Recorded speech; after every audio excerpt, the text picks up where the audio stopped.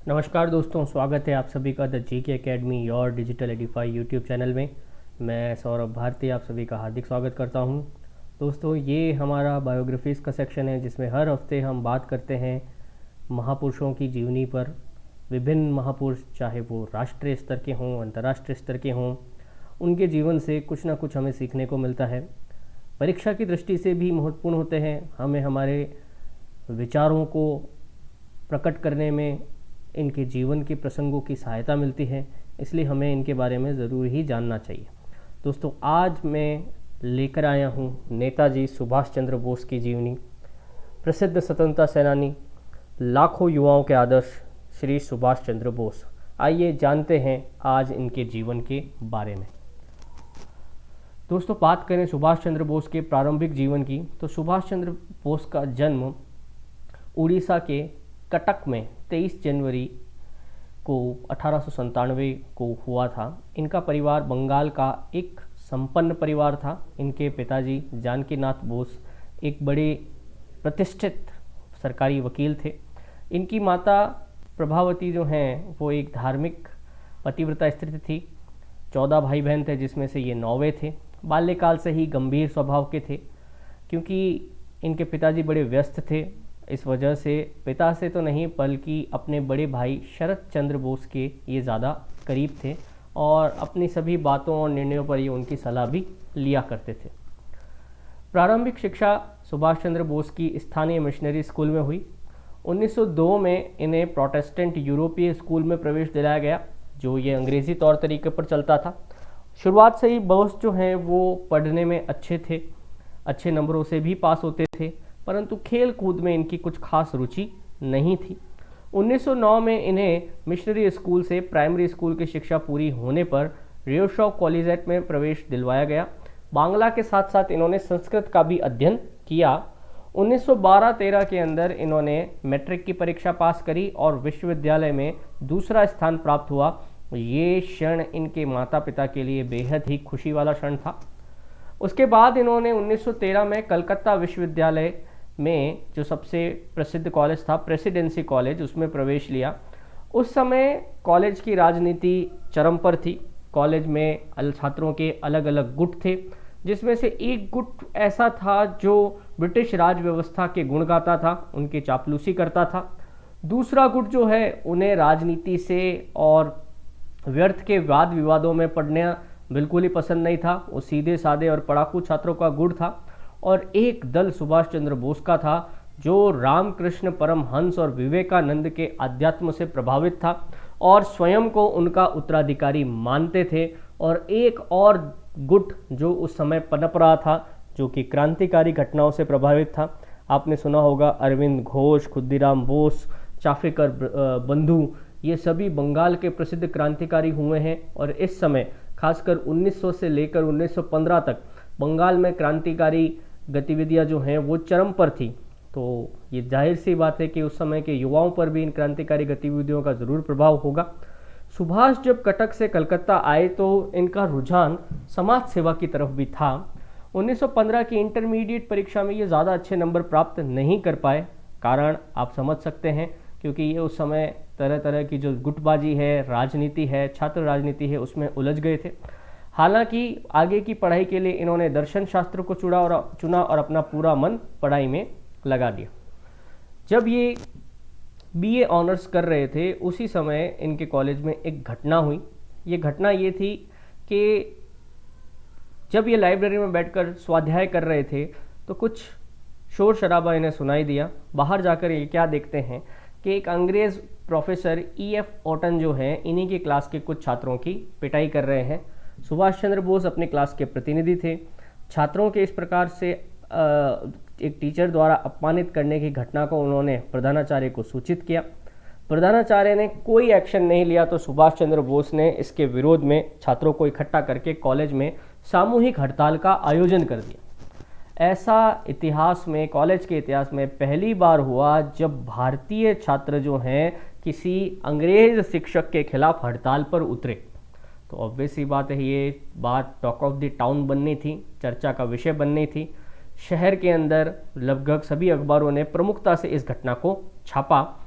मामला ज़्यादा ना बढ़े इस वजह से अन्य शिक्षक और प्रबंध समिति के सदस्यों ने मामले में दखलंदाजी करी और मध्यस्थता करके इस मामले को शांत करवाया।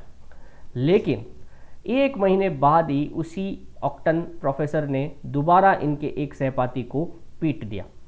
इस पर तो सब्र का बांध युवाओं का टूट गया और कॉलेज के लड़कों ने कानून को अपने हाथ में ले लिया और उस प्रोफेसर को उन्होंने बुरी तरह से पीटा।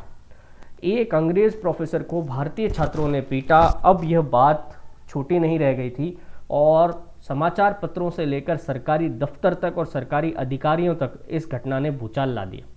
कॉलेज के प्रधानाचार्य ने प्रबंध समिति के सम्मानित व्यक्तियों से सलाह करके कॉलेज के शरारती बच्चों को स्कूल से निकाल दिया और इन सभी निकाले जाने वाले लड़कों में सुभाष चंद्र बोस का नाम भी शामिल था और फाइनली सुभाष चंद्र बोस को कॉलेज से निकाल दिया गया। सुभाष चंद्र बोस को किसी अन्य कॉलेज में भी पढ़ने की अनुमति नहीं दी। आप समझ सकते हैं कि इन्हें पूरी यूनिवर्सिटी से या विश्वविद्यालय से ही निष्कासित कर दिया गया। इस घटना ने सुभाष चंद्र के जीवन को बहुत प्रभावित किया। उनकी सोच और विचारधारा में भी परिवर्तन आए। उनके पिताजी भी इस बात से उनका बड़ा मन खिन्न हुआ, बहुत नाराज़ हुए और अपने मनोभावों को जानने के लिए ये स्वयं आत्मचिंतन करने लगे। खाली बैठे बैठे इन्होंने स्वयं का आत्मविश्लेषण किया।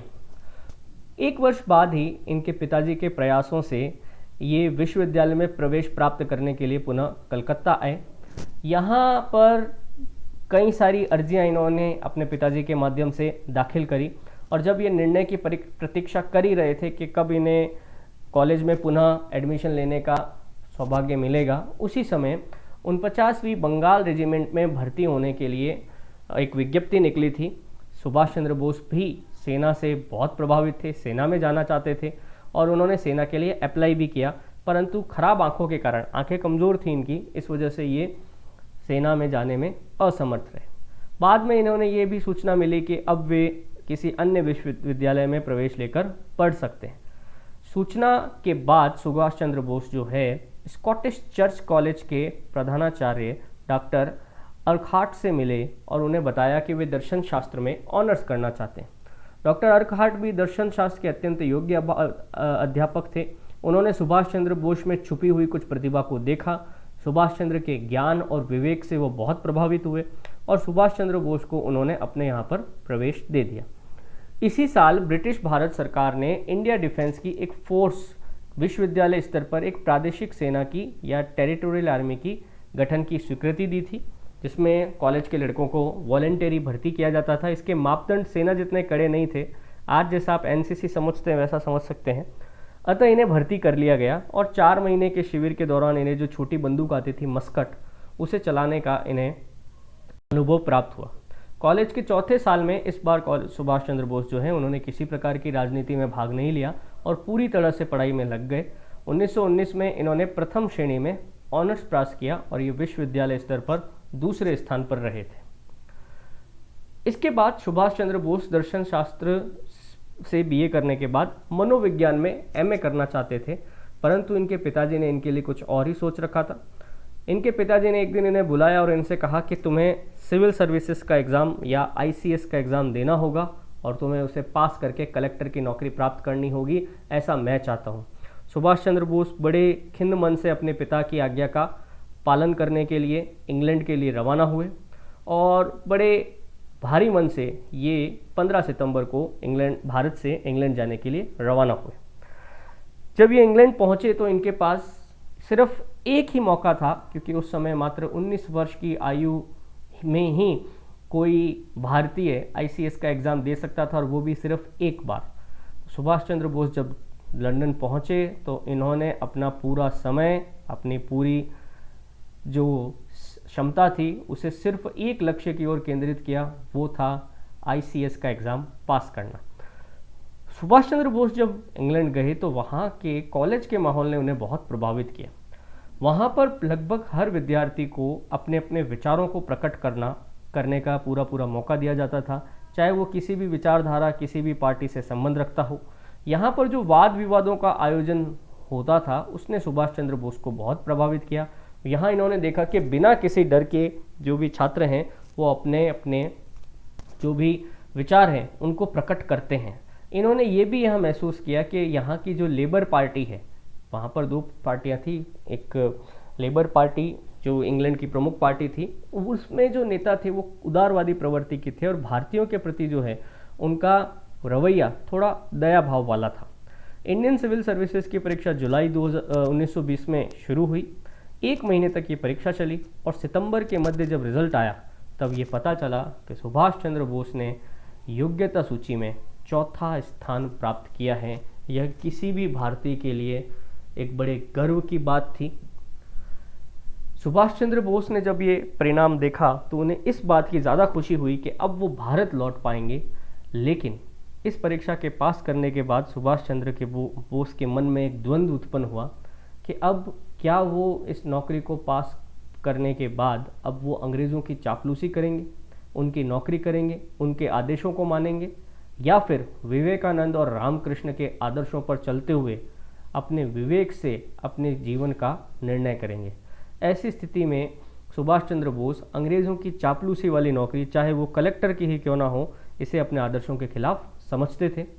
उन्होंने अपने भाई से इसके लिए सलाह मांगी। अपने बड़े भाई शरद चंद्र को पत्र लिखा और उनसे कहा कि मैं ये नौकरी नहीं करना चाहता हूँ। और इसके कुछ समय बाद ही उन्होंने secretary of state for India को भी, जो उस समय थे E.S. मॉन्टेग्यू, उन्हें भी ये पत्र लिखकर अपनी इच्छा से अवगत करा दिया कि मुझे आपकी इस ICS की नौकरी में दिलचस्पी नहीं है, इस वजह से सूची से आप मेरा नाम हटा दिए। एक भारतीय जिसे एक मुश्किल से, आप समझिए कि कुछ भारतीयों को सेलेक्ट किया जाता था इतने कड़े मापदंडों के बाद।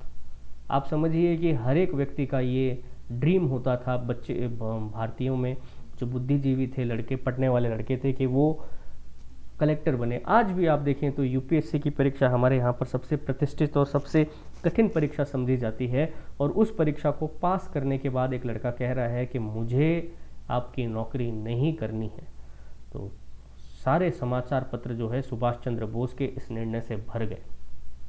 सुभाष चंद्र बोस जब भारत पहुँचे तो सुभाष चंद्र के पहुँचने से पहले ही उनकी ICS की नौकरी छोड़ने वाली खबर तो भारत पहुँच ही गई थी।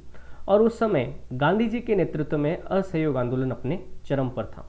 16 जुलाई 1921 को ये गांधी जी से मिले और गांधी जी से इन्होंने कई चरणों में एक लंबी बातचीत करी। ये गांधी जी से जानना चाहते थे कि हाँ, आप जो ये काम कर रहे हैं असहयोग आंदोलन, इसमें किस प्रकार से हम भारत की स्वतंत्रता दिलवा पाएंगे, आप क्या क्या आप इसमें स्टेप लेना चाहते हैं, आप मुझे विस्तार से बताइए, क्योंकि मैं भी आपके साथ इस आंदोलन में जुड़ना चाहता हूँ। इस आंदोलन के प्रत्येक विषय से संबंधित विषयों पर सुभाष चंद्र ने सवालों की झड़ी लगा दी। गांधी जी ने धैर्यपूर्वक जवाब दिया, लेकिन कर न देने की मुहिम से संबंधित सभी सवालों के जवाबों के अतिरिक्त अन्य किसी भी आंदोलन के स्पष्ट जवाबों से बोस को संतुष्ट ना कर सके। यहाँ पे सीधा सा मतलब ये है कि असहयोग आंदोलन में जो सीधी सीधी बात कही गई थी कि भारतीय लोग जो हैं वो अदालतों, स्कूल, कॉलेजों का बहिष्कार करेंगे और ब्रिटिश सरकार को कर नहीं देंगे। तो कर नहीं देने वाली बात तो गांधी जी समझा पाए, बट उसके अलावा जितनी भी बातें थी कि किस प्रकार से आप अंग्रेजी सत्ता को उखाड़ फेंकेंगे, उसका गांधी जी कोई संतोषपूर्वक जवाब सुभाष चंद्र बोस को नहीं दे सके। इस वजह से सुभाष चंद्र बोस गांधी जी से ज़्यादा प्रभावित नहीं हुए। परंतु सुभाष चंद्र बोस को यहाँ पर अपने गुरु मिल गए गांधी जी से मुलाकात के बाद, और वो गुरु थे C.R. दास, देशबंधु चित्तरंजन दास। देशबंधु चित्तरंजन दास से मिलकर सुभाष चंद्र बोस ने यह महसूस किया कि देशबंधु जो हैं वो अपने विज़न के मामले में और भारत की स्वतंत्रता के मामले में बड़े क्लियर हैं। वो जानते हैं कि उन्हें आज क्या करना है और आगे आने वाले भविष्य में किस प्रकार से भारत की स्वतंत्रता के लिए संघर्ष करना है। दास अपने उद्देश्य की प्राप्ति के लिए अपना सब कुछ त्याग करने के लिए तैयार थे। इसी कारण वो दूसरों से भी सर्वस्व त्याग के लिए मांग सकते थे। ये बात सुभाष चंद्र को बहुत अच्छी लगी और सुभाष चंद्र इससे बहुत ज़्यादा प्रभावित हुए। 1921 में देश के कोने कोने में जब बहिष्कार की लहर थी, वकील न्यायालय का बहिष्कार कर रहे थे, छात्र विद्यालयों का बहिष्कार कर रहे थे, कांग्रेसी नेता विधानमंडलों की प्रक्रियाओं में बहिष्कार कर रहे थे, देशवासियों में राष्ट्र प्रेम की भावना अपने चरम पर थी। ऐसे समय में देशबंधु ने बंगाल प्रांत की कांग्रेस कमेटी तथा राष्ट्रीय सेवा दल का प्रचार प्रधान सुभाष चंद्र बोस को बनाया। साथ ही साथ जो नया नेशनल कॉलेज खुला था बंगाल में, उसका प्रिंसिपल भी उन्होंने सुभाष चंद्र को नियुक्त कर दिया। नवंबर 1921 में ब्रिटिश राज सिंहासन के वारिस प्रिंस ऑफ वेल्स जब भारत आए तो कलकत्ता में भी कई अन्य नगरों की तरह जो है विरोध प्रदर्शन किए गए, जुलूस निकाले गए और सुभाष चंद्र बोस ने इस समय इन विरोध प्रदर्शनों और जुलूसों का बड़ा ही प्रभावी नेतृत्व किया। पर सुभाष चंद्र बोस के असहयोग आंदोलन में पूरे जी जान से जुटने के बाद भी, बंगाल के अंदर ज़मीन से युवाओं को जोड़ने के बाद भी, जब गांधी जी ने चोरी चोरा हत्याकांड के बाद असहयोग आंदोलन वापस लिया, सुभाष चंद्र बोस को इससे बड़ा दुख हुआ। हालांकि उस समय सुभाष चंद्र बोस और उनके गुरु चित्तरंजन दास कुछ कर भी नहीं सकते थे, क्योंकि उस समय दोनों ही जो हैं वो जेल में थे। ऐसी स्थिति में चोरी चोरा हत्याकांड के बाद जब गांधी जी ने असहयोग आंदोलन वापस लेने का ऐलान किया, तो अंग्रेज़ों ने भी आंदोलन का दमन करना का ये सही मौका पाया और गांधी जी को भी जो है वो जेल में डाल दिया। ऐसे में जब गांधी जी जेल में थे तो कांग्रेस में अफरा तफरी मच गई, नेतृत्व का अभाव हो गया और यहीं पर मोतीलाल नेहरू के साथ चित्तरंजन दास ने कांग्रेस पार्टी से अलग एक नई पार्टी स्वराज पार्टी की घोषणा कर दी। एक्चुअली मोतीलाल नेहरू और सी आर दास का कांग्रेस के कई सारे बड़े नेताओं के साथ इस बात को लेकर मतभेद था कि क्योंकि अब असहयोग आंदोलन खत्म हो गया है तो क्या अब हम जो है चुनावों के अंदर, प्रांतीय चुनावों के अंदर भाग लें या नहीं लें। तो कई सारे नेता ये कह रहे थे कि क्योंकि गांधी जी ने अभी चुनाव में भाग लेने से मना किया है, इस वजह से हमें चुनाव में भाग नहीं लेना चाहिए।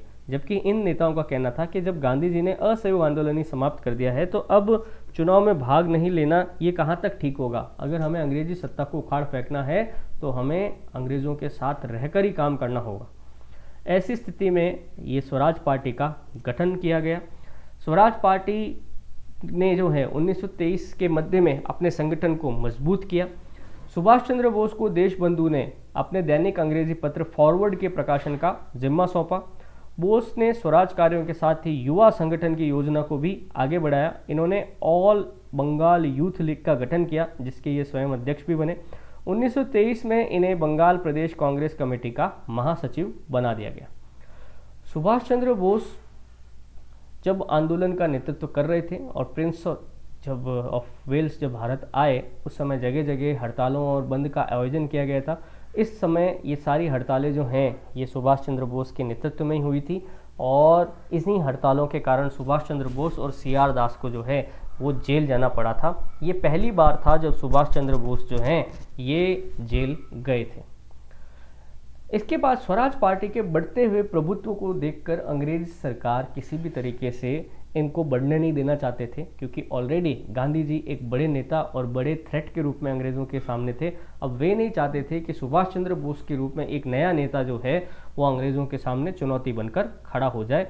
इस वजह से स्वराज पार्टी को कमज़ोर करना अंग्रेज़ों के लिए स्वाभाविक था। 25 अक्टूबर 1924 को सुभाष चंद्र बोस को सूचना दी गई कि कलकत्ता पुलिस कमिश्नर ने उन्हें बुलाया है और इस प्रकार धोखे से उन्हें बुलाकर सुभाष चंद्र बोस को गिरफ्तार करवा दिया गया। साथ ही साथ सुभाष चंद्र बोस के साथ अन्य स्वराज पार्टी के सदस्यों को भी गिरफ्तार किया गया।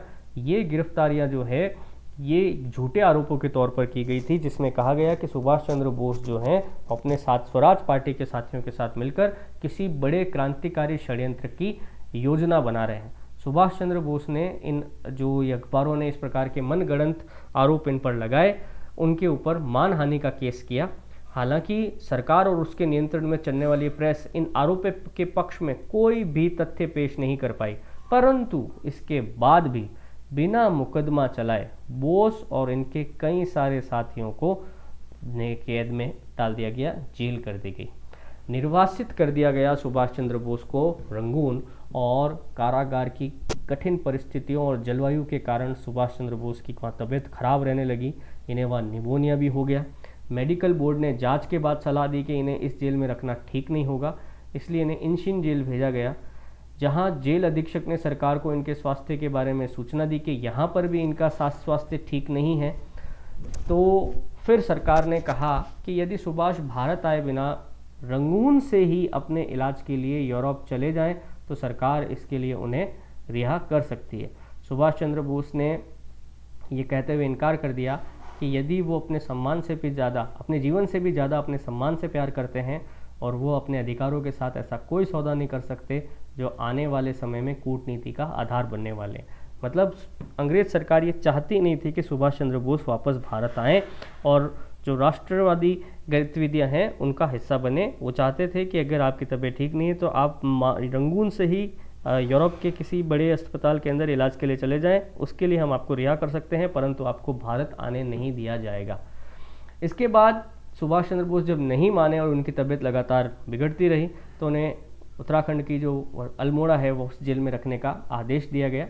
उसके बाद 1927 में उन्हें डायमंड हार्बर कलकत्ता भेजा गया, जहां इनकी मेडिकल जांच की गई। इसमें पता चला कि ये अभी भी बहुत अस्वस्थ हैं और इसके बाद उन्हें रिहा कर दिया गया। तो देखिए, सुभाष चंद्र बोस इस प्रकार लंबे समय तक, आप समझिए कि 1923 से लेकर 1927 तक जो है ये जेल के अंदर ही रहे और इस जेल की इस यात्रा ने सुभाष चंद्र के बोस पर बहुत ही गहरा असर डाला। आगे चलकर भी सुभाष चंद्र को अपने स्वास्थ्य संबंधी कई तकलीफ़ों का सामना भी करना पड़ा। अपनी अस्वस्थता के चलते सुभाष ने किसी भी राजनीतिक कार्रवाई में भाग न लेकर अपने परिवार के साथ समय बिताया। जिस समय वे शारीरिक अस्वस्थता के कारण मांडले जेल से रिहा किए गए, उस समय बंगाल कांग्रेस कमेटी के अध्यक्ष भी थे और स्वस्थ होते ही ये पुनः अपने कार्यों के अंदर लग गए। उस समय भारतीय राजनीति उतार चढ़ाव के रास्ते पर थी। साइमन कमीशन भारत आया था। साइमन कमीशन का पूरे भारत में विरोध चल रहा था। कांग्रेस ने भी जो है अपने कार्यों को नई दिशा देने के लिए अपनी कार्यकारी समिति में सुभाष चंद्र बोस, जवाहरलाल नेहरू तथा शोएब को महासचिव के रूप में नियुक्त किए गए। अब ये देखिए, बिल्कुल यंग लोग जो हैं ये आगे आ गए थे। इसी कार्यकारी समिति के आह्वान पर साइमन कमीशन के भारत आगमन पर पूरे देश में हड़तालों का आयोजन किया गया। बंगाल के अंदर जो हड़तालें हो रही थी वे सभी हड़तालें सुभाष चंद्र बोस के नेतृत्व में की गई। देश को इस समय अपने सभी नेताओं के सामूहिक नेतृत्व की आवश्यकता थी, लेकिन गांधी जी इस समय सक्रिय राजनीति से अवकाश पर थे। इसलिए बोस महात्मा गांधी से मिलने के लिए गए। उन्होंने महात्मा गांधी से आंदोलन के नेतृत्व को दिशा देने के लिए कहा, परंतु उन्होंने मना कर दिया। देखिए, इस समय गांधी जी बड़ी ऊहापोह की स्थिति में थे। बात यह है कि गांधी जी का असहयोग आंदोलन वापस लेना, खिलाफत आंदोलन को समर्थन देना कांग्रेस में फूट का कारण बना। हालांकि जो है बाद में गांधी जी ने ही स्वराज पार्टी जो बनी थी कांग्रेस से टूटकर उसे मान्यता दे दी। कांग्रेस के अंग के रूप में CR दास की भी मृत्यु हो गई। इस वजह से ये पार्टी बिखर गई, स्वराज पार्टी। नहीं तो जैसा कांग्रेस का विभाजन 1907 में हुआ वैसा ये स्वाभाविक रूप से होना ही था। उसके बाद जब असहयोग आंदोलन बिखर गया तो गांधी जी की पॉपुलैरिटी में भी कमी आई। ये वो दौर था जब भारतीय युवाओं का जो ध्यान है वो क्रांतिकारी गतिविधियों की तरफ गया। भगत सिंह, चंद्रशेखर आज़ाद, सुखदेव, राजगुरु, रोशन सिंह, अशफाकुल्ला खान, ऐसे ये लड़के जो हैं ये यूथ के आइकन बन गए थे। गांधी जी के जो तौर तरीके थे उन्हें अब देखा जा रहा था कि ये कभी सफल होंगे भी या नहीं होंगे, क्योंकि Gandhi ji total non violence चाहते थे। वो चाहते थे कि हिंसा का 1% भी मैं अलाउ नहीं करूँगा। ऐसी स्थिति में गांधी जी ने अपने आप को राजनीति से थोड़ा सा पीछे कर लिया था।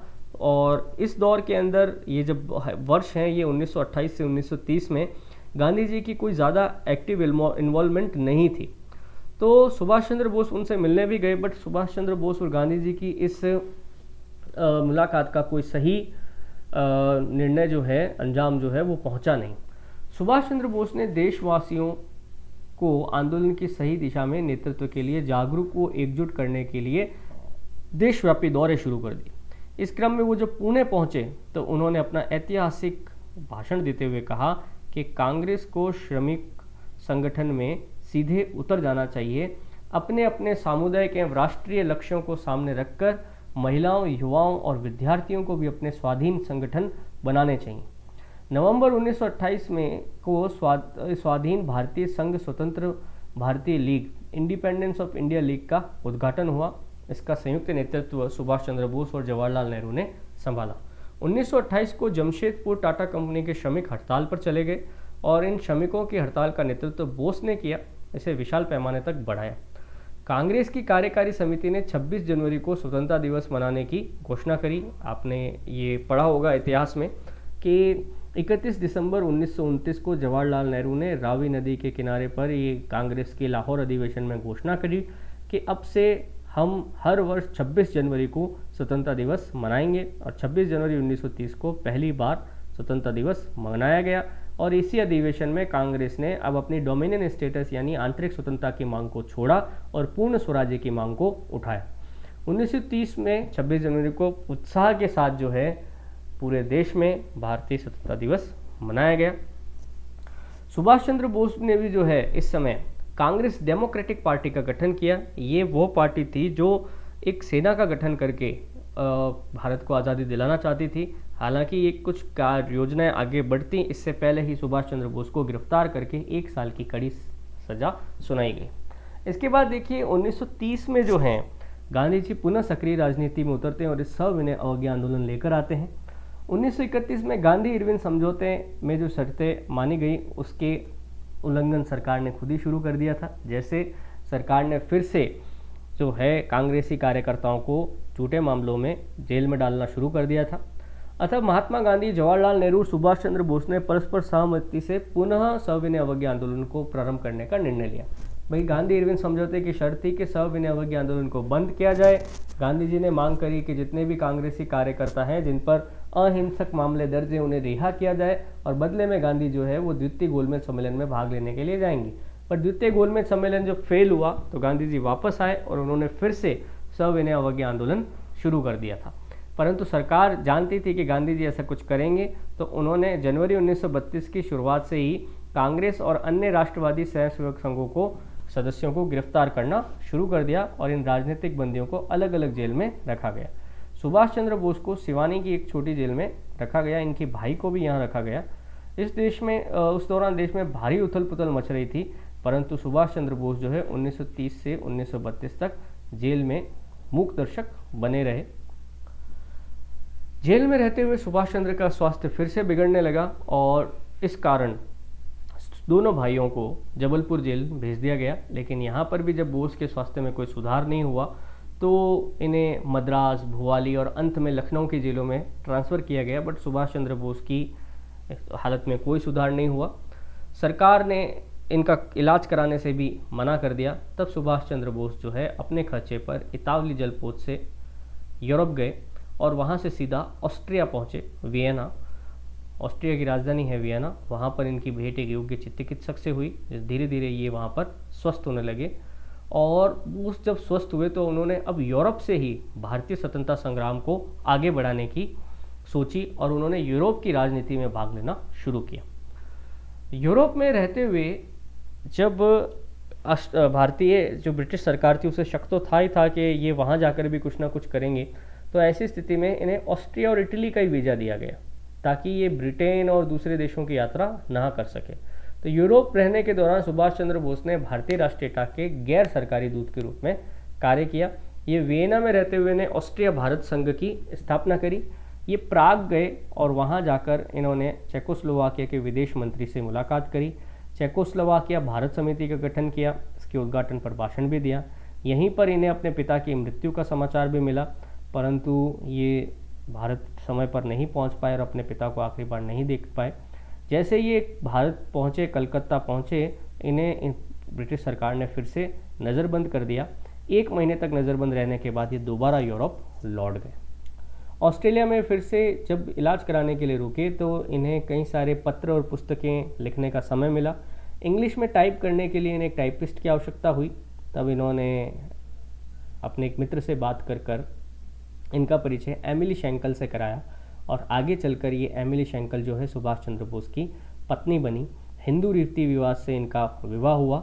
सुभाष चंद्र बोस और एमिली शेंकल की एक पुत्री भी हुई जिसे अनीता बोस नाम रखा गया। अनीता बोस कई बार सुभाष चंद्र बोस के बारे में डॉक्यूमेंट्रीज़ में, इनकी पुस्तकों के विमोचन पर, इनकी मृत्यु से जुड़े हुए सवालों पर जवाब देती हुई दिख जाती हैं। कई सारी डॉक्यूमेंट्रीज़ इन पर बनाई गई हैं। उसके बाद सुभाष चंद्र बोस जब एक लंबी बीमारी के बाद इलाज कराकर भारत लौटे 1938 में, तो कांग्रेस के 51वें हरिपुरा अधिवेशन के अंदर सुभाष चंद्र बोस को कांग्रेस का अध्यक्ष चुना गया। इनके राष्ट्रवादी विचारों के कारण ही गांधी जी जो हैं वो सुभाष चंद्र बोस के विरोधी हो गए। सुभाष चंद्र बोस का विचार था कि अब हमें गांधी जी के तरीकों से थोड़ा अलग चलते हुए कांग्रेस के आंदोलन को, स्वतंत्रता के आंदोलन को तेज़ करना चाहिए, और हमें अंग्रेज़ों की जड़ें हिलाने के लिए अगर हिंसा भी करनी पड़े तो हमें इससे पीछे नहीं हटना चाहिए। गांधी जी यहीं पर सुभाष चंद्र बोस के खिलाफ थे। 1939 में जब कांग्रेस का त्रिपुरी अधिवेशन हुआ तो गांधी जी नहीं चाहते थे कि सुभाष चंद्र बोस फिर से अध्यक्ष बने, तो उन्होंने पटाभी सीतारमैया को अपना कैंडिडेट बनाकर चुनाव में उतारा, परंतु चुनाव का नतीजा गांधी जी जैसा चाहते थे वैसा नहीं रहा और सुभाष चंद्र बोस 200 वोटों के भारी अंतर से जीत गए। ऐसी स्थिति में गांधी जी ने यह ऐलान कर दिया कि अब शायद कांग्रेस को मेरी ज़रूरत नहीं है, क्योंकि कांग्रेस में अब मेरी बातें नहीं सुनी जाती हैं, इसलिए मैं कांग्रेस को छोड़ता हूँ। ऐसी स्थिति में सुभाष चंद्र बोस ने परिस्थितियों को समझा, क्योंकि गांधी जी अगर उस समय कांग्रेस को छोड़ देते तो शायद कांग्रेस पार्टी दो राहे पर हो जाती। अगर आपके नेताओं में ही एकता नहीं है तो अंग्रेज़ों को शायद भारत पर शासन और ज़्यादा समय तक करने का मौका मिल जाता। इस समय सुभाष चंद्र बोस ने समझदारी दिखाते हुए अपने पद से त्यागपत्र दे दिया। उसके बाद इन्होंने एक नई पार्टी की स्थापना करी, फॉरवर्ड ब्लॉक। हालांकि सुभाष चंद्र बोस जो हैं वो ये चाहते थे कि जब द्वितीय विश्व युद्ध चल रहा था तो गांधी जी इसका फ़ायदा उठाए और इंग्लैंड के खिलाफ युद्ध में भाग लेकर स्वतंत्रता के लिए संघर्ष करें, कि भाई इतने बड़े बड़े देश जब इंग्लैंड के खिलाफ उतर रहे हैं तो यही मौका है कि हम भी उन विरोधी देशों, खासकर जर्मनी देशों का हम साथ दें, जर्मनी और जापान जैसे देश जो हैं उनका हम साथ दें, ताकि हम भी, हो सकता है कि अगर ये ब्रिटेन और इसके मित्र राष्ट्र हार जाएं तो हम स्वतंत्र हो सकें। परंतु गांधी जी ने ऐसा कोई भी कदम लेने से इनकार कर दिया। सुभाष चंद्र की ये योजनाओं की खबर जब ब्रिटिश सरकार के पास पहुंची तो उन्होंने सुभाष को डिफेंस ऑफ इंडिया रूल्स के तहत गिरफ्तार कर दिया और कलकत्ता की प्रेसिडेंसी जेल में डाल दिया। राजद्रोह के मुकदमे भी इन पर लगाए गए। हालांकि इन्होंने सरकार को चुनौती दी कि इसका कोई वैधानिक कारण नहीं है कि वे इन्हें जेल में रख सकें और वे आमरण अनशन करेंगे, परंतु अनशन के कारण इनका स्वास्थ्य फिर से खराब होने लगा। बंगाल सरकार भयभीत हुई कि कहीं यहाँ पर अगर सुभाष चंद्र बोस को कुछ हो जाता है तो लोगों का गुस्सा बहुत भयंकर तरीके से भड़क जाएगा। तो सुभाष चंद्र बोस के लिए फिर ये निर्णय लिया गया कि जब तक ये स्वस्थ नहीं हो जाते इन्हें छोड़ दिया जाए, और वैसे ही ये स्वस्थ होंगे इन्हें पुनः जेल में डाल दिया जाएगा। तो सुभाष चंद्र बोस को इनके घर में ही नज़रबंद कर दिया गया। सुभाष चंद्र बोस ने अब देखा कि अब भारत में रहकर तो कुछ हो नहीं पाएगा, तो उन्होंने भारत से बाहर पलायन करने की योजना बनाई। अपने भतीजे शिशिर बोस के साथ इन्होंने एक योजना बनाई और रातों रात जो है ये कलकत्ता से धनबाद पहुँचे। धनबाद से ये पेशावर के लिए रवाना हुए। पेशावर से ये मुस्लिम का भेष बनाकर आगे बढ़े, वहाँ से ये काबुल तक पहुँचे। काबुल जाते समय इन्होंने एक पठान का रूप लिया, एक गूंगे बहरे का किरदार निभाते हुए ये काबुल पहुंचकर अब वहाँ पर मदद का इंतज़ार करने लगे। 6 फरवरी को जर्मन दूतावास के मिनिस्टर पिल्गर से मिले, जिसने कहा कि वो उस समय उनकी कोई मदद नहीं कर सकते, परंतु जर्मन कंपनी सीमेंस से इनका परिचय इन्होंने करवा दिया। सीमेंस के ऑफिसर्स ने जो है इटली के दूतावास के मिनिस्टर अल्बर्ट कोरोनी से इनका संपर्क करवाया और इटली के दूतावास से संपर्क करने के बाद इटली का राजनयिक बनकर ये काबुल से निकले। सुभाष चंद्र बोस वहाँ से निकलकर सीधा बर्लिन गए। वहाँ पर इन्होंने फ्री इंडिया सेंटर की स्थापना की। इस सेंटर को एक विदेशी दूतावास के रूप में स्थापित किया और यहाँ से इन्होंने कई सारी क्रांतिकारी गतिविधियाँ भी शुरू करी। खासकर इन्होंने जर्मनी में रहने वाले भारतीयों का एक संगठन बनाया, उनके रहने की व्यवस्था करी। यूरोप में फ्री इंडिया सेंटर्स की स्थापना करी। नेशनल कांग्रेस का एक रेडियो बनाया। आज़ाद हिंद रेडियो और आज़ाद मुस्लिम रेडियो के इन्होंने प्रसारण करवाए। इस प्रकार से सुभाष चंद्र बोस ने यूरोप के अंदर जब द्वितीय विश्व युद्ध अपने चरम पर था तब वहाँ पर अपने भारत की स्वतंत्रता संग्राम के लिए कई सारे नए दोस्तों को अपनी तरफ किया।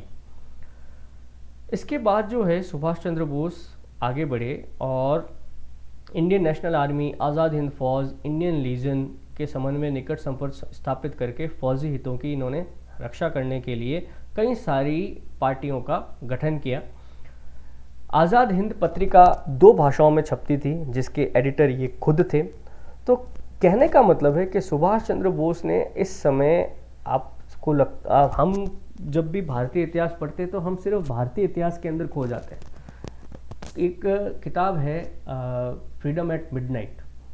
फ्रीडम एट मिडनाइट जो है, ये आप ऐसा समझिए कि भारत के जो आखिरी गवर्नर जनरल थे माउंटबेटन, ये उनकी बायोग्राफी, उसमें वो लिखते हैं कि विंस्टन चर्चिल से पूछा गया एक बार कि आपने क्या गांधी जी से घबराकर भारत को आज़ादी दे दी? तो उनका कहना था कि it was not Gandhi, it was Bose who dragged us to free India. ये बोस का कारण था जिसने हमें भारत को आज़ादी देने के लिए मजबूर किया।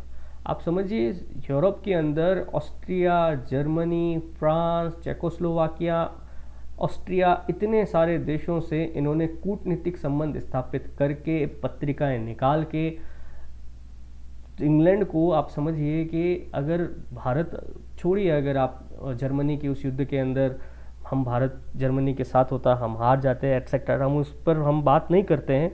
हम अगर सिर्फ इस पर बात करते हैं कि अगर कूटनीतिक तरीके से भी हम यूरोपीय देशों का समर्थन हासिल कर लेते तो भी अंग्रेज़ों को भारत को आज़ाद करना ही होता। इस समय एक बड़ी घटना यह भी होती है कि सुभाष चंद्र बोस उस समय एडोल्फ हिटलर से मिलते हैं। 29 मई 1942 को सुभाष चंद्र बोस की मुलाकात जर्मनी के तानाशाह हिटलर से हुई। उन्होंने भारतीय मुद्दों को लेकर उनसे बात भी करी, बट उस समय हिटलर जो है उसका ध्यान सिर्फ और सिर्फ यूरोप में द्वितीय विश्व युद्ध की तरफ था। उसने भारत की तरफ, भारत को मदद देने के लिए सुभाष चंद्र बोस को ना हाँ किया ना किया, पर यह ज़रूर कहा कि वो जर्मनी से बाहर निकलें और जापान जाएं, क्योंकि जापान की जो सेना है वो भारत के ज़्यादा करीब है, तो जर्मनी से ज़्यादा भारत की मदद जापान कर सकता है। 26 जनवरी 1943 को जो है बर्लिन में भारतीय स्वाधीनता दिवस का बड़ा शानदार भव्य आयोजन कराने के बाद वो यूरोप से प्रस्थान कर गए। अब देखिए, ये जर्मनी से ये पूरा इतना बड़ा पनडुब्बी का रास्ता तय करते हुए सुभाष चंद्र बोस इंडोनेशिया पहुंचे और यहाँ से फिर सुभाष चंद्र बोस जापान पहुंचे। चलते हुए विश्व युद्ध में, उसमें विश्व युद्ध अपने चरम पर था, इतना लंबा रास्ता और रास्ते में पनडुब्बी बदलना, ये मेडागास्कर के पास इन्होंने अपनी पनडुब्बियों की अदला बदली भी करी थी। द्वितीय विश्व युद्ध में ऐसा कभी नहीं हुआ, ठीक है, क्योंकि ये बहुत ही ऐतिहासिक बात थी, क्योंकि ये अदला बदली द्वितीय विश्व युद्ध के दौरान 2 जर्मन पंडियों के मध्य में पहली और आखिरी थी, ठीक है। तो इसके बाद जब ये जापान पहुँचे तो जापान में इनका स्वागत भी किया गया और जापान में जल्दी ही इन्होंने जो ब्यूरोक्रेट्स थे उनसे अच्छी पहचान बना ली। इन्होंने जापानी सेना के प्रमुख अधिकारियों और राजनयिकों और बौद्धिक वर्ग से संबंध स्थापित किए। 1943 जून के मध्य तक बोस ने जापान के प्रधानमंत्री तोजो से मुलाकात करी। इसके सकारात्मक परिणाम आए। मिस्टर तोजो जो थे वो बोस के व्यक्तित्व से प्रभावित भी हुए। उन्होंने बोस की ज़्यादातर शर्तों को मान भी लिया। इसके बाद सुभाष चंद्र बोस ने जापान की संसद के अंदर भाषण भी दिया और ये जापान पहला राष्ट्र बना जिसने भारतीय स्वतंत्रता के लक्ष्य को प्राप्त करने के लिए भारत की मदद करने का प्रस्ताव पारित किया। ये ऐसी बात थी जो आज तक कोई नहीं कर पाया था। जापान जैसा मजबूत देश भारत की स्वतंत्रता के साथ खड़ा था। गांधी जी ने जिंदगी भर प्रयास किया पर किसी भी देश को, बड़े राजनेता को भारतीय स्वतंत्रता की मुहिम से नहीं जोड़ पाए थे। इसके बाद सुभाष चंद्र बोस जो हैं उस समय रास बिहारी बोस जो कि आज़ाद हिंद फौज की कमान संभाल रहे थे, उनसे उन्होंने आज़ाद हिंद फौज की कमान को ले लिया। आज़ाद हिंद फौज का नेतृत्व ग्रहण करते हुए सुभाष चंद्र बोस ने कहा, अपनी फौजों का कुशलतापूर्वक संचालन करने के लिए मैं स्वतंत्र भारत की अस्थायी सरकार बनाने का विचार रखता हूं। इस अस्थायी सरकार का कर्तव्य होगा कि वह भारत की स्वतंत्रता की लड़ाई में सफलता प्राप्ति तक लड़ती रहे। इसके बाद सुभाष चंद्र बोस ने एक अस्थायी सरकार का गठन भी किया। आज़ाद हिंद फौज का उन्होंने एक ही लक्ष्य बनाया कि भारत जाकर एक सैन्य लड़ाई लड़के भारत को आज़ाद कराया जाए। उन्होंने आज़ाद हिंद फौज के जो पहले से 4 विभाग थे उनके स्थान पर अब आज़ाद हिंद फौज में नए 7 विभागों का गठन किया। आईएनए का इन्होंने मुख्य आधार रखा, आईएनए इंडियन नेशनल आर्मी का आधार रखा, एकता, त्याग एवं निष्ठा। महिलाओं के लिए इन्होंने झांसी की रानी लक्ष्मी रेजिमेंट का गठन किया और कैप्टन लक्ष्मी सहगल जो हैं इसकी पहली कप्तान बनी। ये एक फ़ोटो है, बड़ी ऐतिहासिक फ़ोटो है जिसमें सुभाष चंद्र बोस और लक्ष्मी सहगल आपको दिख रहे हैं। सिंगापुर में अपनी सेना को सुदृढ़ करने के बाद नेताजी ने म्यांमार के लिए कूच किया और जनवरी 1944 को बर्मा में आईएनए का दूसरा मुख्यालय स्थापित किया। 1944 में रंगून रेडियो स्टेशन से नेताजी ने गांधी को संबोधित करते हुए अपना ऐतिहासिक भाषण दिया और इसी भाषण में उन्होंने गांधी जी को राष्ट्रपिता कहकर संबोधित किया। ये अच्छा क्वेश्चन भी है, गांधी जी को राष्ट्रपिता की उपाधि या पहली बार राष्ट्रपिता कहकर अगर किसी ने संबोधित किया तो वो थे सुभाष चंद्र बोस। इस भाषण में सुभाष चंद्र बोस ने एक बड़ा भावपूर्ण संदेश दिया। उन्होंने कहा कि भारत की स्वतंत्रता का अंतिम युद्ध शुरू हो चुका है। आज़ाद हिंद फौज भारत भूमि पर वीरता से युद्ध कर रही है और अनेक कठिनाइयों के होते हुए भी धीरे धीरे दृढ़ता से आगे बढ़ रही है। ये सशस्त्र युद्ध उस समय तक चलता रहेगा जब तक कि हम अंतिम अंग्रेज को भारत से बाहर ना निकाल देंगे और हमारा तिरंगा नई दिल्ली में वायसराय भवन पर न फहराने लगे। हे राष्ट्रपिता, हम भारत के इस पवित्र युद्ध में आपका आशीर्वाद और शुभकामनाएं चाहते हैं। जय हिंद। ये सुभाष चंद्र बोस का संदेश था। अपनी फौज के साथ नेताजी ने बर्मा के बहुत से क्षेत्रों में अंग्रेजों से युद्ध करके छीन लिए थे, लेकिन ये सफलता ज़्यादा दिन तक नहीं रही, क्योंकि जापान जो है वो द्वितीय विश्व युद्ध के अंदर अमेरिका पर के पर्ल हार्बर बंदरगाह पर आक्रमण करके एक बहुत बड़ी गलती कर चुका था।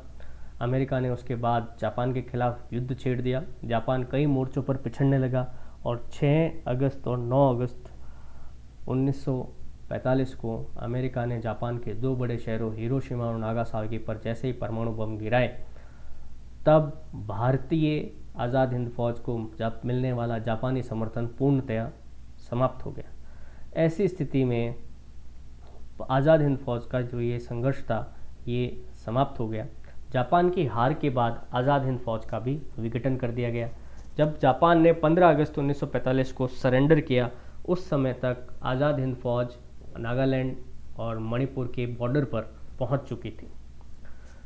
इसके बाद जब आज़ाद हिंद फौज का विघटन हुआ तो सुभाष चंद्र बोस फिर से रेडियो पर आए और उन्होंने कहा, भारतीय स्वतंत्रता संग्राम का पहला अध्याय पूरा हुआ और इस अध्याय में पूर्व एशियाई के बेटे बेटियों का स्थान अमिट रहेगा। हमारी अस्थायी सफलता से निराश न हो। दुनिया की कोई भी ताकत भारत को अब गुलाम बनाकर नहीं रख सकती।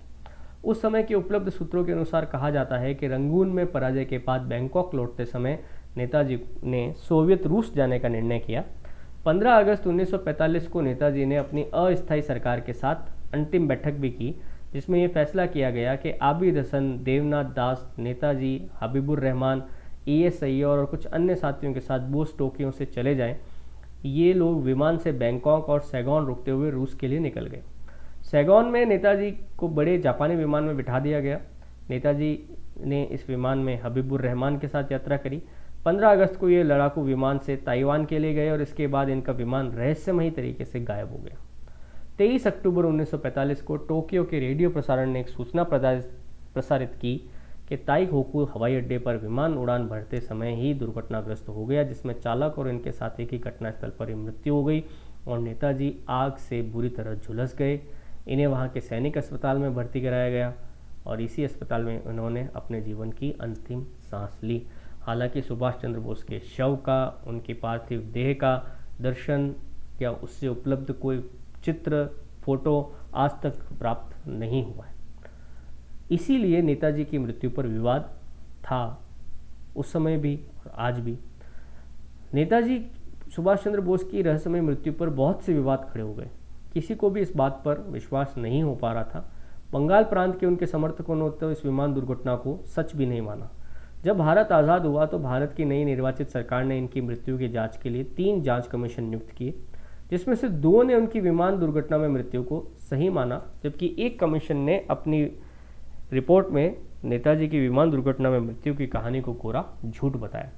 भारत सरकार ने इस रिपोर्ट को बिना कोई ठोस कारण दिए रद्द कर दिया और बाकी 2 कमिश्नरों की रिपोर्ट के आधार पर सुभाष चंद्र बोस की विमान दुर्घटना में मृत्यु की पुष्टि कर उन रिपोर्टों को सार्वजनिक कर दिया। तो दोस्तों, आज भी सुभाष चंद्र बोस का अंतिम समय में क्या हुआ हमें नहीं मालूम है। कई बार खबरें आती है कि वे फैज़ाबाद में गुमनामी बाबा के रूप में अपना जीवन व्यतीत कर रहे थे। कई बार खबर आती है कि जब लाल बहादुर शास्त्री रूस पहुँचे, ताशकंद पहुँचे, तो वहाँ पर वो सुभाष चंद्र बोस से मिले थे। कुछ घटनाओं में ऐसा मिलता है कि सुभाष चंद्र बोस को केजीपी ने गिरफ्तार कर लिया था।